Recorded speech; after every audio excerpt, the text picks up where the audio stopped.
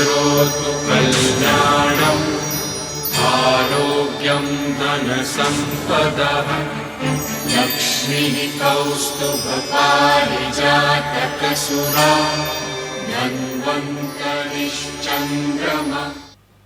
नमस्कार, आप देख रहे हैं हमारी खास पेशकश आयुष्मान भव। मैं हूं आपके साथ नेहा दुबे। अपने इस खास कार्यक्रम के जरिए हम आप तक आयुर्वेद पद्धति के जरिए उपचार के तरीके आपको घर बैठे बताने का प्रयास करते हैं। आज हम बात करने जा रहे हैं हाई ब्लड प्रेशर और हाइपरटेंशन और इसके आयुर्वेदिक इलाज के बारे में। अगर आप भी जिंदगी में अधिक तनाव लेने लगे हैं या आपकी लाइफस्टाइल ठीक नहीं है तो संभल जाइए, क्योंकि उक्त उच्च रक्तचाप और एक साइलेंट बीमारी यानी कि एक साइलेंट किलर की तरह काम करता है, जिसका शिकार हर तीसरा भारतीय है। इसीलिए इस समस्या को कभी भी नजरअंदाज मत कीजिए। आपको पता होगा कि उच्च रक्तचाप के प्रति जागरूकता लाने के लिए हर साल 17 मई को विश्व उच्च रक्तचाप दिवस मनाया जाता है, और इस बात में कोई दो राय नहीं है कि उच्च रक्तचाप या हाई बीपी की समस्या पिछले कुछ सालों में बढ़ी है। खासकर हृदय रोगों, किडनी के निष्क्रिय होने जैसे अनेक समस्याओं के पीछे रक्तचाप का अधिक होना ही प्रमुख वजह है। विडंबना यह है कि कई रोगियों को अधिक रक्तचाप का पता ही नहीं चलता, क्योंकि इसका कोई खास लक्षण नहीं होता है। हाँ, जब सिर में दर्द, देखने में दिक्कत और नींद सही से नहीं आने जैसी समस्याओं की वजह से अगर आपको भी समस्या हो रही है तो आप भी चिकित्सक के पास जाएं और उसका पता लगाएं कि आप भी कहीं हाई बीपी के शिकार तो नहीं हैं, रक्तचाप आपका बढ़ा हुआ तो नहीं है। आयुर्वेद में हाई ब्लड प्रेशर का इलाज है, और जिससे बेहद प्राकृतिक तरीके से हाइपरटेंशन कंट्रोल में हो जाता है। हाइपरटेंशन से जुड़े इस मामलों की ज्यादा जानकारी देंगे आज के हमारे आयुर्वेदिक विशेषज्ञ डॉक्टर राजेश अरिहंत जी। राजेश जी, आपका बहुत स्वागत है हमारे खास कार्यक्रम आयुष्मान भव में। और फोन लाइंस खोल चुकी है। अगर आपका भी कोई सवाल है तो आप हमें कॉल कर सकते हैं। नंबर आपको बता देते हैं। नंबर दरअसल 01206127 दूसरा नंबर हमारा है 01206127 करोतु कल्याणम् आरोग्यं धनसम्पदः लक्ष्मीः कौस्तुभपारिजातकसुरा धन्वन्तरिश्चन्द्रमा। तो डॉक्टर राजेश लगातार हमारे साथ जुड़े हुए हैं। डॉक्टर राजेश, आपसे मैं सबसे पहले जानना चाहूंगी हाई बीपी यानी कि हाई ब्लड प्रेशर क्या होता है? सबसे पहले हमारे दर्शकों को बताएं।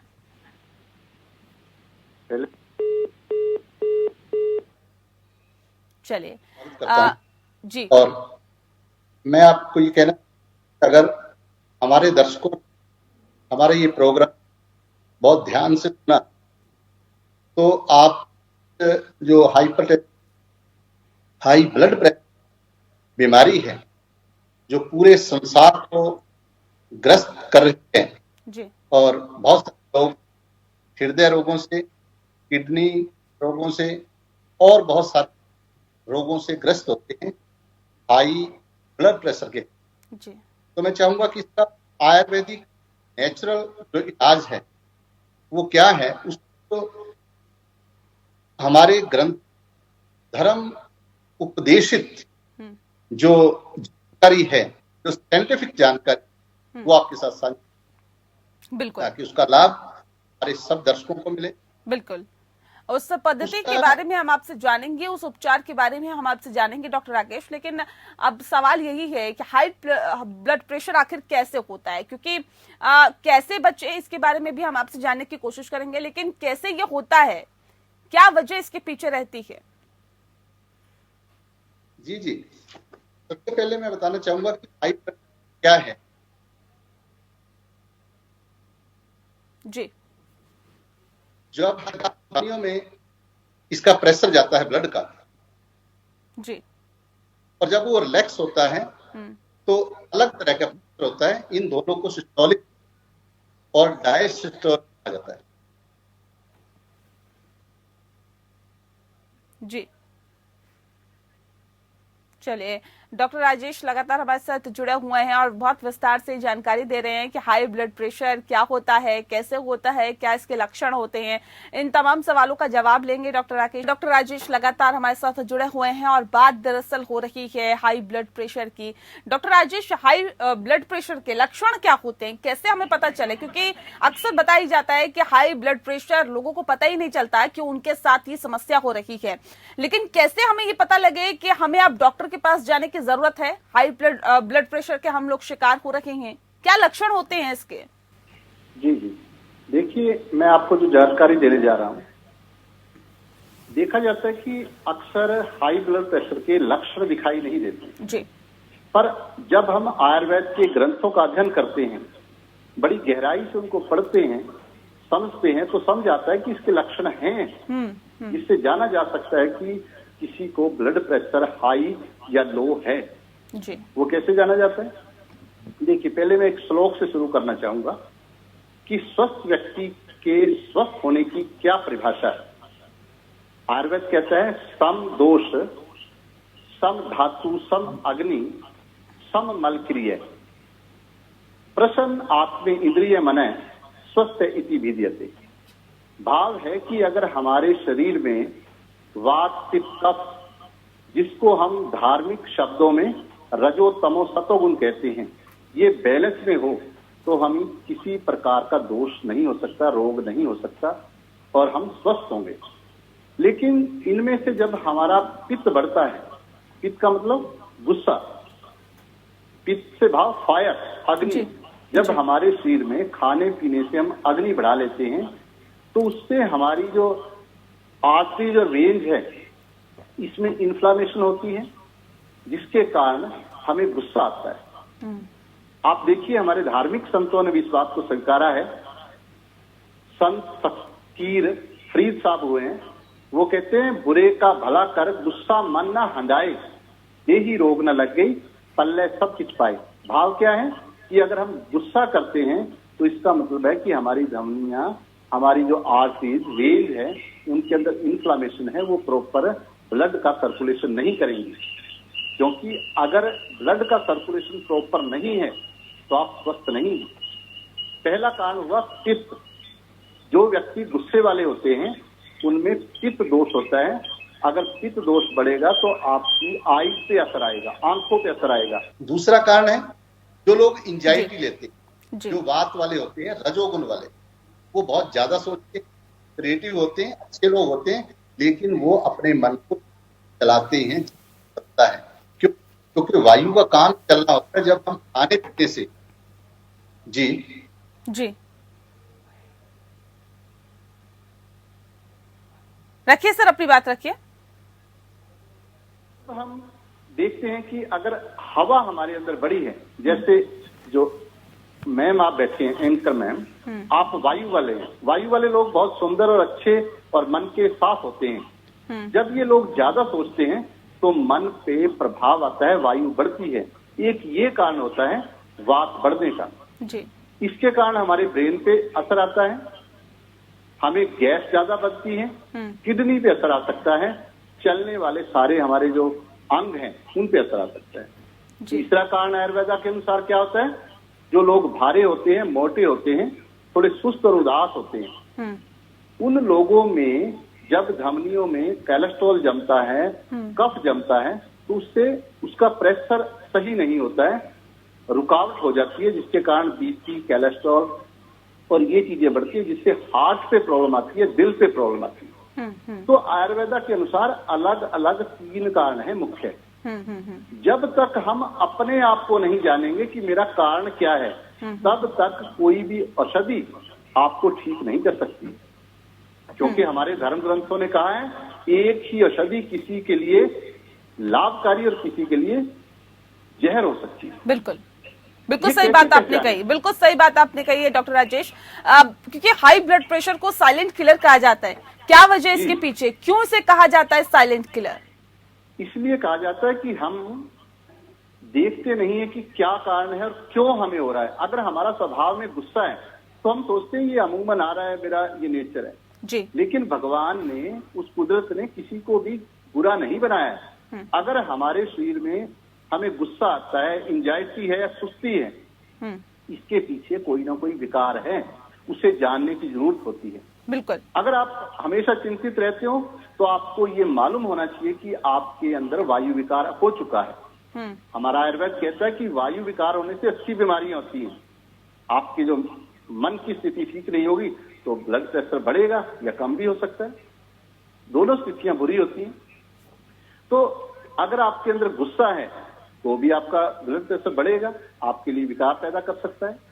अगर आपका कफ बढ़ा है तो सीधा सीधा आपके हार्ट पे प्रॉब्लम आती है, आपकी आर्टरीज और वेन्स पे प्रॉब्लम आती है, जिससे आपको हार्ट अटैक भी आ सकता है। बिल्कुल। तो इससे मैं मुख्य बात ये रखना चाहूंगा कि हम सिर्फ 2 बातें जाने जी, हमारा नेचर जाने और फिर कौन सी ऐसी औषधियां हैं, कौन से ऐसे खाने हैं नेचर ने हमें दिए हैं, जिनका प्रयोग करके हम सदा के लिए हाई ब्लड प्रेशर से बच सकते हैं। बिल्कुल बिल्कुल, उनका तो भी हम जिक्र करेंगे डॉक्टर राजेश आपसे। इस वक्त हमारे साथ एक महिला फोन लाइन पे जुड़ गई हैं, एक दर्शक हमारे साथ फोन लाइन पे जुड़ गई हैं, राकेश नाम है इनका। राकेश जी, बहुत स्वागत है आपका, बताइए क्या है आपका सवाल। जी राकेश, चलिए, लगता है संपर्क टूट गया है। तो हम तमाम दर्शकों से अनुरोध करना चाहेंगे कि जब भी आप हमें कॉल करते हैं, टीवी सेट का वॉल्यूम कम रखें, फोन की आवाज सुनकर रिस्पॉन्ड करें और थोड़ा धैर्य रखें, क्योंकि डॉक्टर साहब बोल रहे होते हैं, उसके बाद ही हम आपका सवाल दे पाएंगे। एक बार फिर से हम अपने सवाल पर वापस लौटते हैं। अगर हाई ब्लड प्रेशर का समय रहते इलाज ना किया जाए तो आपको कई तरह की गंभीर बीमारियां हो सकती है। कौन कौन सी ये गंभीर बीमारियां हैं जो कि हाई ब्लड प्रेशर से होती है डॉक्टर राजेश? सबसे पहली बीमारी आप हृदय को लीजिए, हमें हार्ट अटैक आ सकता है, हृदय संबंधी सभी विकार हो सकते हैं जी। किडनी फेलियर हो सकता है और हमें ब्रेन से संबंधित बहुत सारे रोग आ सकते हैं जी। ये मुख्य रोग हैं जिनके कारण हमारे शरीर में और भी विकार आ सकते हैं। इसलिए हमें समय रहते जैसे ही हमें किसी प्रकार की शरीर में आनंदित व्यवस्था को व्यतीत करने वाली स्थिति बने कि हमें लगे हम खुश नहीं हैं, हमारी इंद्रियां सही कार्य नहीं कर रही हैं, तो हमें तुरंत किसी एक्सपर्ट को मिलके अपने शरीर के बारे में जानना चाहिए कि मेरा जो शारीरिक स्थिति है वो वात में है, पित्त में है या कफ में है, मेरा विकार क्या है, वो जान के उसके अनुसार आप औषधि का प्रयोग करें।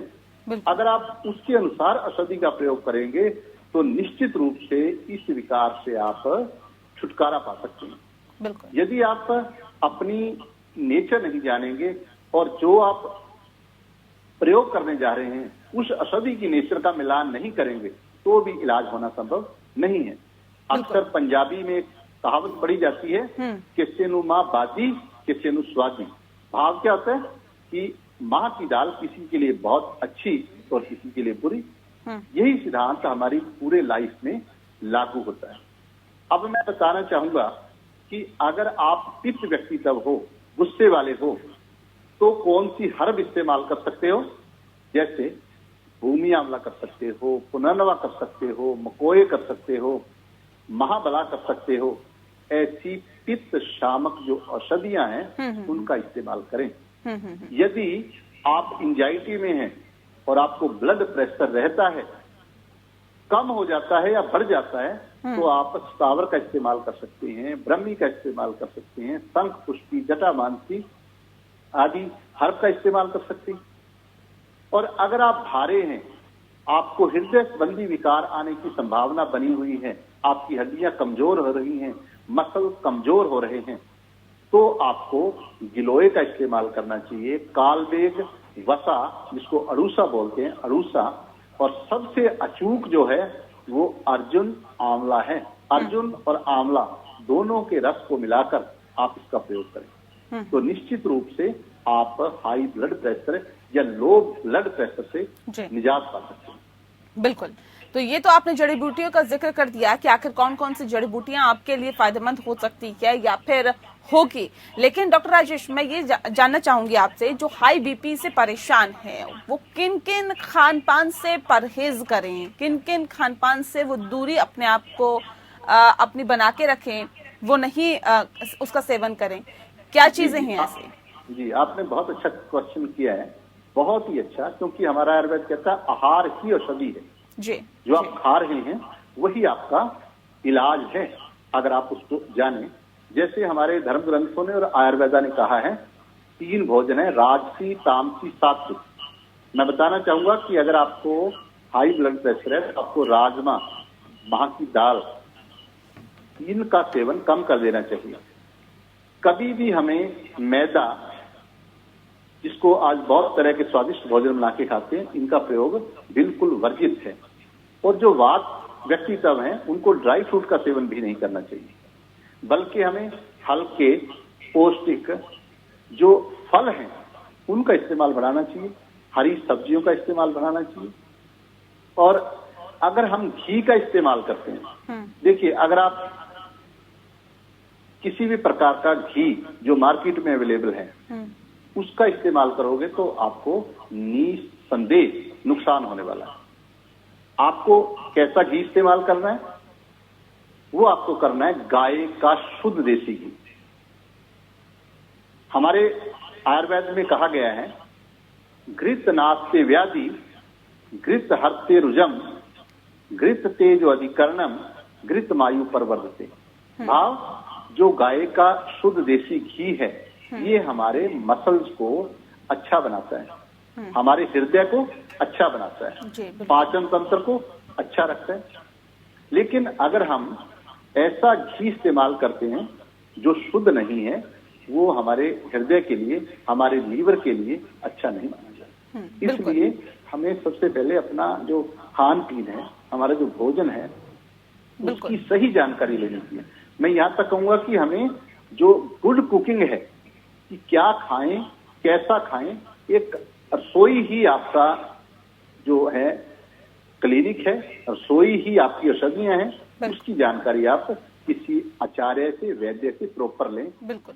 गांव में रहने वाले लोगों को भले ही शुद्ध घी मिल जाता हो, लेकिन मुझे लगता है कि शहर में रहने वाले लोगों को तो डॉक्टर साहब हवा भी शुद्ध नहीं मिलती, तो देसी घी की तो खैर बात दूर की है। लेकिन अब ऐसे में जाहिर तौर पर आपने बहुत एक अच्छी बात बोली है कि रसोई आपकी है और आपका खान पान आपका है, लिहाजा आपको बहुत बेहतर तरीके से समझना होगा कि आपके लिए क्या बेहतर है और क्या नहीं, और उसी को देखते हुए आपको अपना खान पान बेहतर करना होगा। लेकिन डॉक्टर साहब, कसरत करना कितना अहम होता है हाई ब्लड प्रेशर को दूर रखने में? कसरत कितनी अहमियत रखती है? कसरत की बहुत बड़ी अहमियत है। हमारे जितने भी धर्म ग्रंथ हैं और आयुर्वेदा के ग्रंथ हैं, उनमें कहा गया है कि शरीर जो है वो चलता रहे, वो चलायमान रहे, तभी तो सभी रुकावटें दूर होंगी और मन स्थिर रहे। शरीर का चलना और मन का स्थिर रहना, ये दोनों बहुत जरूरी है। आज के परिवेश में अगर हम बात करें, शहरी जिंदगी की आपने बात की, तो शहर के लोग खासकर जो भी ऑफिस में बैठते हैं वो अपना व्यायाम नहीं कर पाते, कसरत नहीं कर पाते। ये भी बहुत बड़ा कारण है बीपी का।